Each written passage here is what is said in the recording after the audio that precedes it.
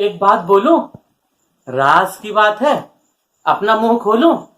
मेरी जिंदगी में 3 शहजादियां आई, लापरवाही, मौज और मस्ती। उफ मेरे खुदा, बड़ी बेवफा थी वो, मुझे बर्बाद करके चली गई।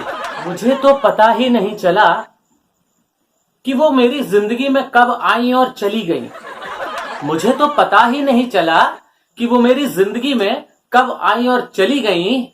मेरे अब्बू ने ऐसा धुना कि कमबख्त मौज और मस्ती की हवा निकल गई। मैं तो गहरी नींद में सोया हुआ था, ऐसे ही कुछ हसीन ख्वाबों में खोया हुआ था। इतने में डाकिया ने डोरबेल बजाई। मैंने बड़ी तेजी से उसकी तरफ दौड़ लगाई। उफ मेरे खुदा, डाकिया ने भी कर दी बेवफाई। मेरे अब्बू के हाथ में मेरी मार्कशीट थमाई। मेरे अब्बू ने बड़ी उम्मीद के साथ मेरा अंक पत्र खोला। सच बता रहा हूं यारों, मेरी मेहनत के क्या कहने। मुझे तो मिले थे 2-2 विषयों में 2-2 गोला। अरे इससे तो अच्छा था गुरुजी की बातों को सुन लेते, उनकी बातों को दिमाग में गुन लेते, थोड़ा पढ़ लेते और थोड़ा लिख लेते।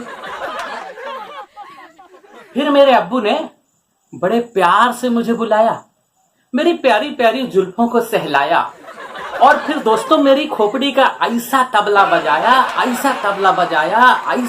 बजाया कि मैंने होश आने पर खुद को चरण पादुकाओं के ढेर में पाया। कुछ देर बाद मेरी मां आई।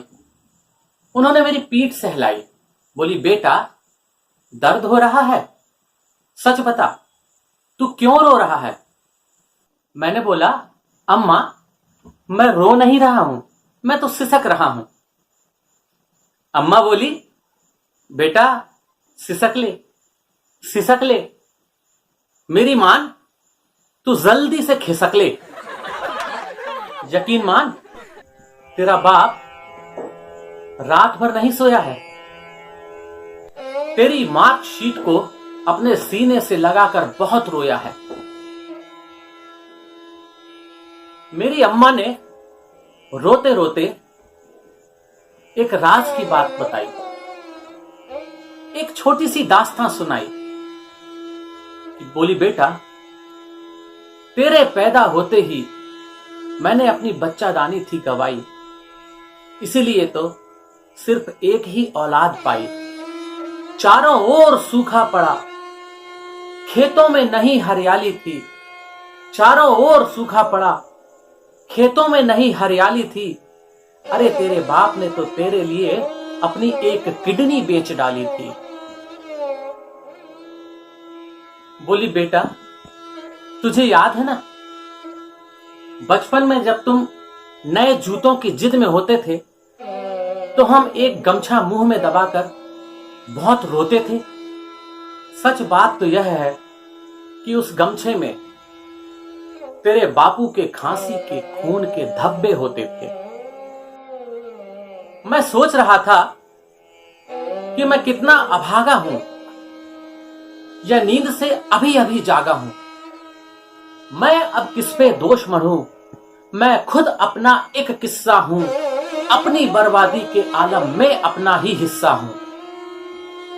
मैंने अपने माँ बाप के चरणों में अपनी नजरें झुकाई, उनकी चरण धूलि को अपने मस्तक पर लगाई और एक बड़ी कसम खाई।